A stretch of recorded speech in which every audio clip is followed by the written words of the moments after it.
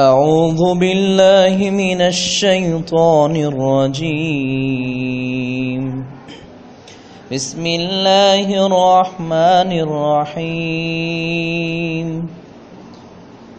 الحمد لله رب العالمين الرحمن الرحيم مالك يوم الدين إياك نعبد وإياك نستعين اهدنا الصراط المستقيم صراط الذين أنعمت عليهم غير المغضوب عليهم ولا الضالين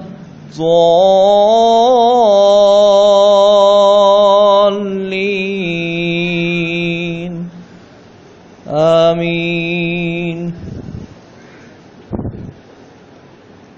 اللہ تعالیٰ کے فضل و کرم اور اس کی خاص رحمت سے ہم اس ماہ رمضان میں درس قرآن کا آغاز کر رہے ہیں۔ اللہ تعالی ہم سب کو قرآن پاک سمجھنے اور اس پر عمل کرنے کی توفیق عطا فرمائے۔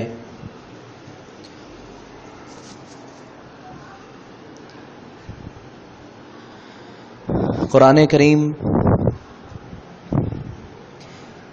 کی عظمت اور قرآن کریم کی اہمیت کے پیش نظر اس درس قرآن کا آغاز کیا جا رہا ہے۔ سورۃ الفاتحہ کی تلاوت آپ نے سماعت فرمائی۔ سورۃ الفاتحہ قرآن کریم کی پہلی سورہ مبارکہ ہے۔ سب سے پہلے اس سورہ مبارکہ کا ترجمہ سماعت فرمائیں۔ شروع اللہ کے نام سے جو بڑا مہربان نہایت رحم کرنے والا ہے۔ الحمدللہ رب العالمین، ہر طرح کی تعریف اللہ ہی کے لیے ہے جو تمام جہانوں کا پروردگار ہے۔ الرحمن الرحیم، جو بڑا مہربان ہے، نہایت رحم کرنے والا ہے۔ مالک یوم الدین، جو روز جزا و سزا کا مالک ہے۔ ایاک نعبد و ایاک نستعین، ہم تیری ہی عبادت کرتے ہیں اور تجھی سے مدد چاہتے ہیں۔ اہدنا الصراط المستقیم، ہمیں سیدھی راہ پر استقامت عطا فرما۔ صراط الذین انعمت علیہم، ان لوگوں کی راہ پر چلا جن پر تو نے انعام کیا۔ غیر المغضوب علیہم ولا الضالین،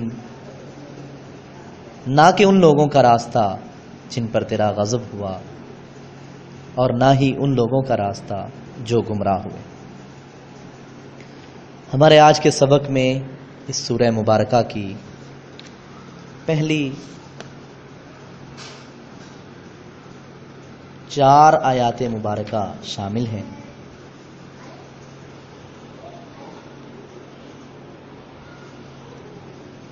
سورۃ الفاتحہ بڑی ہی عظمت والی سورت ہے، اور قرآن کریم کا اگر اسے خلاصہ بھی کہا جائے تو وہ بھی بجا ہوگا۔ یعنی قرآن کریم میں جتنے اللہ نے بڑے اہم موضوعات بیان کیے ہیں پورے قرآن میں، ان کا خلاصہ، ان کی آؤٹ لائنز اللہ تعالیٰ نے اس سورہ مبارکہ میں بیان فرما دی۔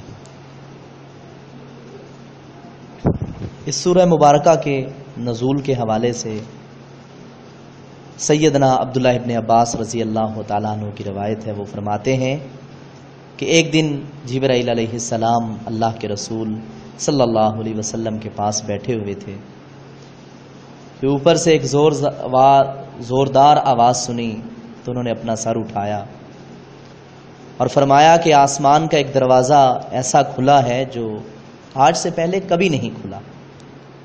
اور یہ ایک ایسا فرشتہ ہے جو آج سے پہلے زمین پر کبھی نہیں آیا۔ پھر اس فرشتے نے نبی کریم صلی اللہ علیہ وسلم کو سلام پیش کیا اور 2 نوروں کی خوشخبری عطا کی۔ 2 نور اس نے کہا کہ اللہ کے رسول صلی اللہ علیہ وسلم آپ کو یہ 2 نور دیے جا رہے ہیں، آپ صلی اللہ علیہ وسلم سے پہلے کسی نبی کو نہیں دیے گئے۔ ایک سورہ فاتحہ ہے اور دوسری سورۃ البقرہ کی آخری 2 آیات ہیں۔ آپ صلی اللہ علیہ وسلم جب بھی ان دونوں میں سے کوئی کلمہ تلاوت کریں گے تو اللہ آپ صلی اللہ علیہ وسلم کو طلب کردہ چیز ضرور عطا کر دے گا۔ یہ صحیح مسلم شریف کی حدیث مبارکہ۔ سورۃ الفاتحہ کی بہت زیادہ عظمت ہے۔ سورۃ الفاتحہ کے کئی نام ہیں، جن میں سے فاتحہ اس لیے سورہ مبارکہ کا مشہور نام ہے۔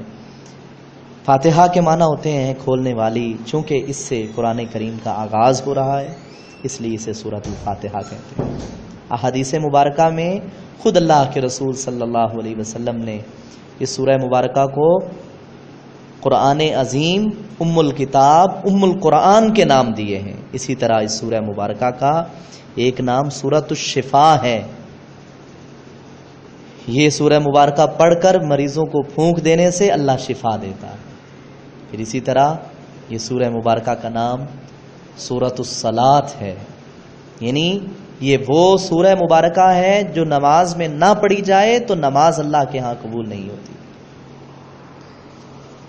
کوئی بھی ایسی نماز اور نماز کی کوئی ایسی رکعت اللہ کے ہاں قابل قبول نہیں ہے جس میں سورۃ الفاتحہ کی تلاوت نہ کی جائے۔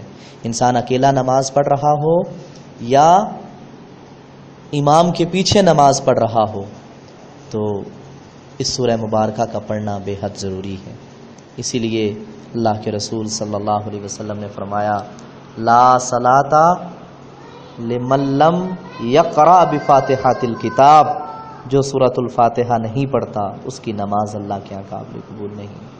اور یہ حدیث مبارکہ اور ان معنوں میں حدیث مبارکہ تقریباً تمام احادیث کی کتب میں یہ حدیث مبارکہ موجود ہے کہ جس سے یہ ثابت ہوتا ہو کہ جو شخص نماز میں سورۃ الفاتحہ نہیں پڑھتا اللہ اس کی نماز کو قبول نہیں فرماتا۔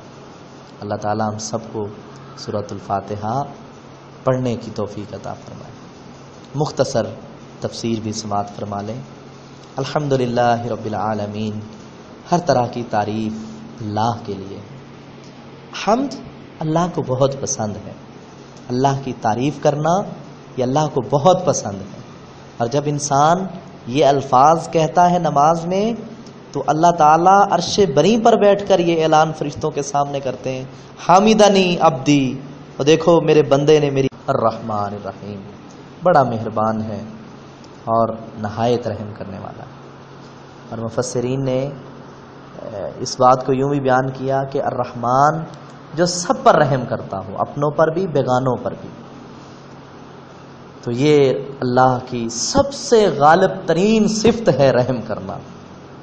اللہ نے اپنے عرش پر لکھ دیا ہے، اپنے عرش کے اوپر ایک بورڈ لگا دیا ہے جس پہ لکھا ہوا ہے کہ میری جو رحمت ہے وہ میرے غضب پر غالب آ چکی ہے۔ اور رب بڑا رحیم ہے اپنے بندوں پر۔ اللہ نے قرآن کریم میں بار بار اپنی اس صفت کا ذکر فرمایا ہے کہ اللہ بندوں پہ رحم کرنے والا ہے۔ اور رحیم کا مطلب ہے کہ اللہ آخرت میں رحیم ہوگا، لیکن آخرت میں اللہ اسی پر رحیم ہوگا جو اللہ کا بن کے جائے گا۔ دنیا میں تو اللہ سب کو دیتا ہے، اپنوں کو بھی دیتا ہے، بیگانوں کو بھی دیتا ہے، لیکن آخرت میں پھر اللہ اسی کو دے گا جو نیک اعمال صالحہ لے کر اللہ کے پاس جائے گا۔ مالک یوم الدین، اور روز جزا و سزا کا مالک ہے۔ قیامت کے روز بادشاہی صرف اللہ کی ہوگی، یہ دنیا کی بادشاہیاں ختم ہو جائیں گی، دنیا کی حکومتیں سطوتیں ختم ہو جائیں گی۔ یہ مالک الملک، دنیا میں بھی اللہ نے جس کو آزمائش کے لیے دنیا کی حکومت دے رکھی ہے، یہ اس کے لیے آزمائش ہے کہ وہ اللہ کے دیے ہوئے قانون کے مطابق زندگی بسر کرتا ہے یا نہیں۔ لیکن آخرت میں پھر اللہ جزا و سزا کا مالک ہوگا، وہ نیک اعمال کرنے والوں کو اچھا بدلہ عطا کرے گا اور برے اعمال کرنے والوں کو اللہ نے ایسے لوگوں کے لیے جہنم بھی تیار کر رکھی ہے۔